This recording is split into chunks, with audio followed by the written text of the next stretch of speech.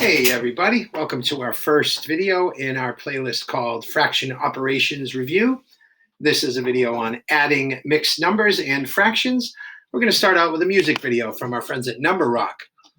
Pay attention, you might learn something. This is how the least common multiples found. Write a list of each denominator's multiples down. The smallest number you can find in both of them is the least common multiple, aka the LCM.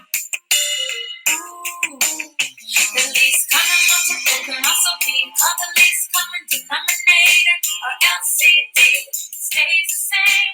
The difference on the sum when you subtract or add two fractions. 3/6 of a pizza minus 1/4. Find the LCM, which is 12, of course. 12 is the least common denominator. Make equivalent fractions. 6 twelfths and 3 twelfths. Then do the subtraction. 6 minus 3 is 3. 3/12 of a pizza at the pizzeria. Find the least common multiple, that's the first action. Next is finding equivalent fractions. Then do the addition or subtraction. Simplify like an automatic reaction.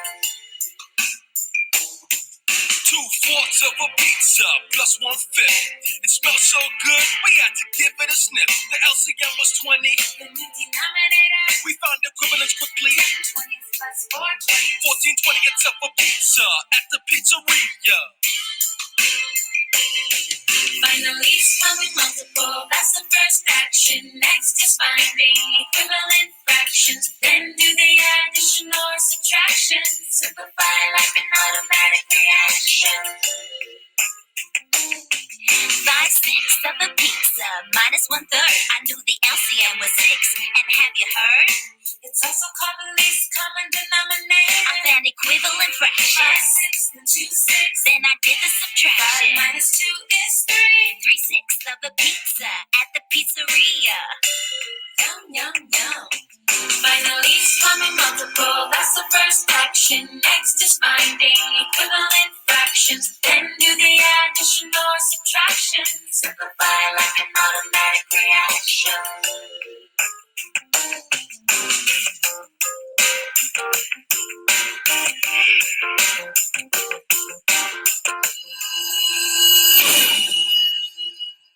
Well, there you have it. Not too bad, huh? Well, now we're going to hear from our friend Rob at Math Antics, who's going to teach you a lesson on adding mixed numbers. You'll notice that every once in a while during the video will pause and there'll be a quick multiple choice question for you to solve to check your understanding. Just give it your best shot, see how you do, because right after that, Rob will be showing you how to solve the problem anyway. All right, so I'm going to do the first one with you, and after that, I'll be skipping them so that you can do them on your own. All right, let's see what Rob's got to say today.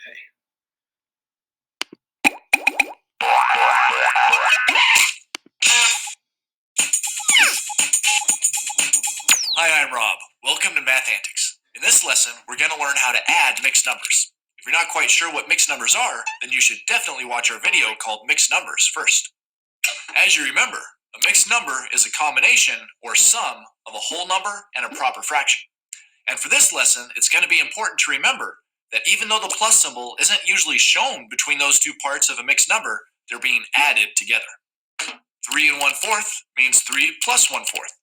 2 5/8 means 2 plus 5/8. And here's... So here we go. Here's what I was talking about. We're going to check for understanding. How else could we write 5 3/4? Well, 3 1/4 is really 3 plus 1/4, and 2 5/8 is really 2 plus 5/8. Then 5 3/4 must be, 5 plus 3/4. So we'll choose our answer. We'll submit it, and Here's why that's so important to remember. Let's say you're given a problem where you need to add the whole number 2 to the mixed number 3 1/4. If you know that 3 1/4 is the same as 3 plus 1/4, then you can see that the problem is really 2 plus 3 plus 1/4. Well, that's easy. All you have to do is add the 2 and the 3 to get 5, and you'll have 5 plus 1/4, which is the mixed number 5 1/4. So if you need to add a whole number to a mixed number, you can just add the whole number parts and you're done. Okay, but what if you need to add a mixed number to a fraction, like in the problem 1 3/8 plus 1/8?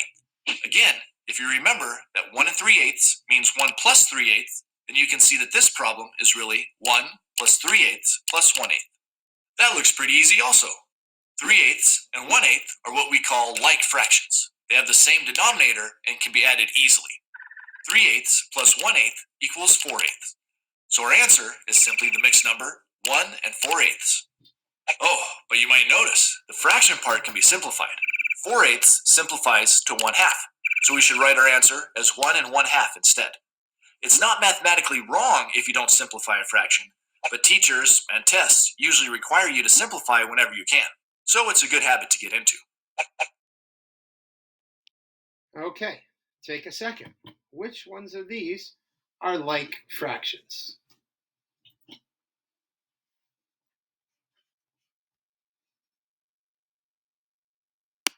Notice that in each of those examples, we just added whole numbers to whole numbers and fractions to fractions. And it works the same way when adding a mixed number to a mixed number, like 2 1/5 plus 4 2/5.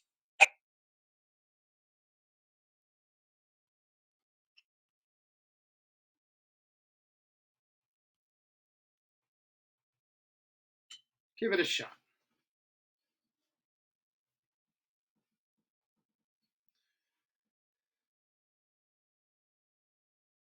All right, let's see. Again, let's show our mixed numbers with the plus signs so we can see the real problem. 2 plus 1/5 plus 4 plus 2/5.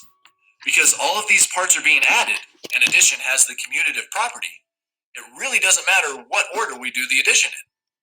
That means we can rearrange this problem to make it simpler. Now we have 2 plus 4 plus 1/5 plus 2/5. Adding the whole numbers is easy. 2 plus 4 equals 6. And adding these like fractions is easy too. 1/5 plus 2/5 equals 3/5.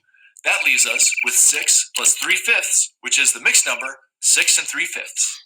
So when you add mixed numbers, you can just add the whole number parts to get the whole number of the answer. And you add the fraction parts to get the fraction part of the answer. That's why in a lot of math books, you'll see the addition of mixed numbers written in a stacked form like this. This is similar to the way you would stack multi-digit numbers up to add them. And it helps you remember that you can add the fraction parts and the whole number parts in 2 separate columns and write your answer below the answer line just like in multi-digit addition. And do you remember how in multi-digit addition, if a column of digits added up to 10 or more, you had to carry or regroup to the next column? Well, something similar to that can happen when adding mixed numbers. Sometimes adding the fraction parts of 2 mixed numbers actually affects the whole number part of the answer.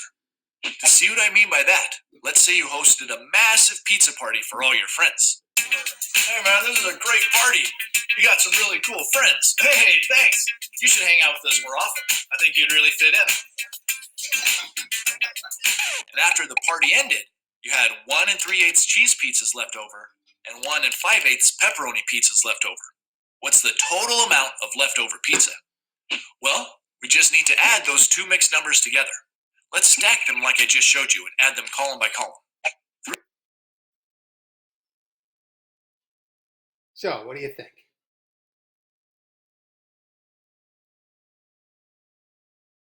If you need more time, pause the video. I'm going to skip. 3/8 plus 5/8 equals 8/8. And 1 plus 1 equals 2. So the answer is 2 8/8. But do you see what happened? The fraction parts of the 2 mixed numbers combined to form what I call a whole fraction, 8/8. And we know that 8/8 simplifies to 1. So having 2 plus 8/8 is the same as having 2 plus 1, which is 3. We added 2 mixed numbers together and ended up with the whole number 3. And our leftover pizza shows us that we got the answer right. Here's another example that shows how the fraction parts can affect the whole number part of the answer when adding mixed numbers. 1 3/7 plus 2 5/7.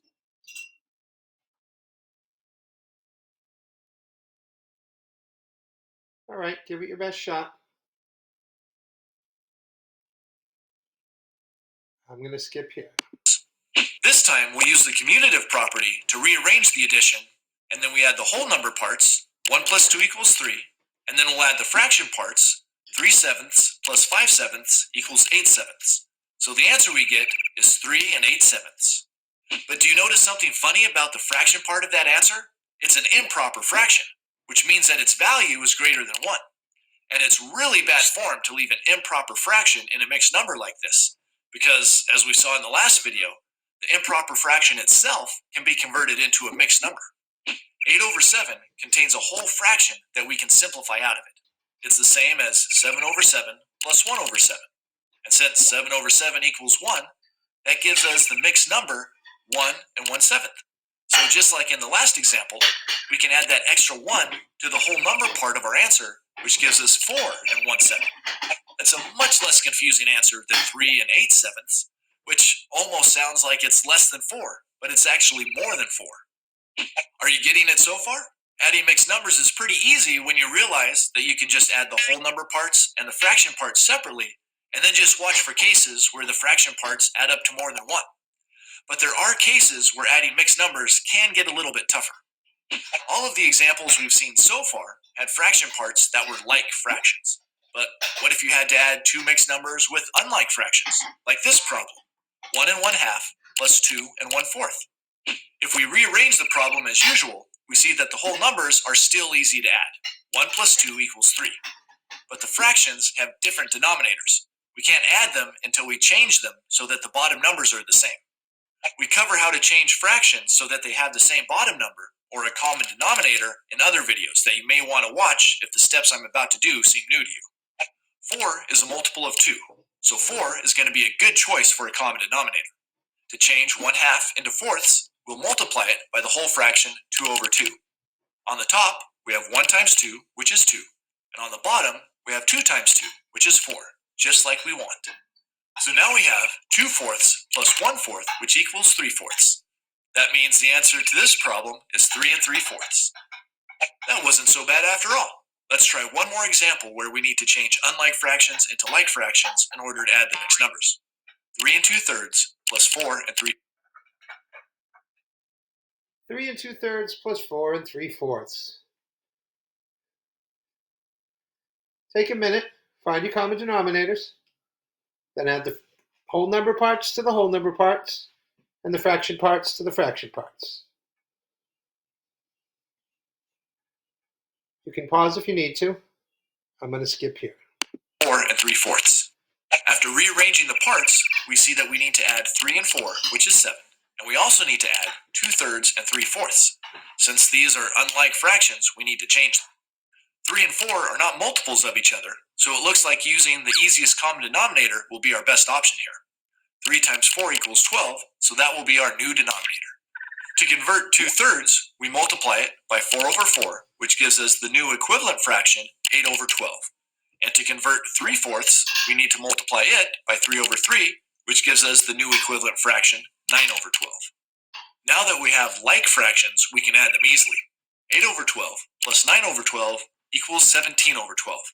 And that gives us 7 17/12 as our answer. But once again, the fraction part is improper, so we have to simplify it because its value is greater than 1. 17/12 is the same as 12/12 plus 5/12, which is the mixed number 1 5/12. We need to add that 1 to our whole number part. 7 plus 1 equals 8, which means our final answer is 8 5/12. All right, that should give you a pretty good idea of how to add mixed numbers. You can add the whole number parts and the fraction part separately, but the fraction part of the answer may affect the whole number part if its value is 1 or greater. And remember, if the fraction parts have different denominators, you'll need to change them to have a common denominator before you can add them.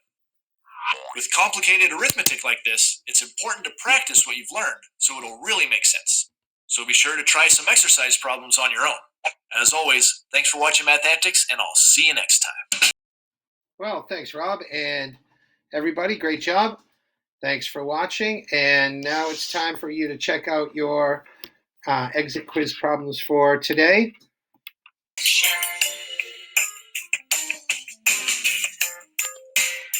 you later, everybody.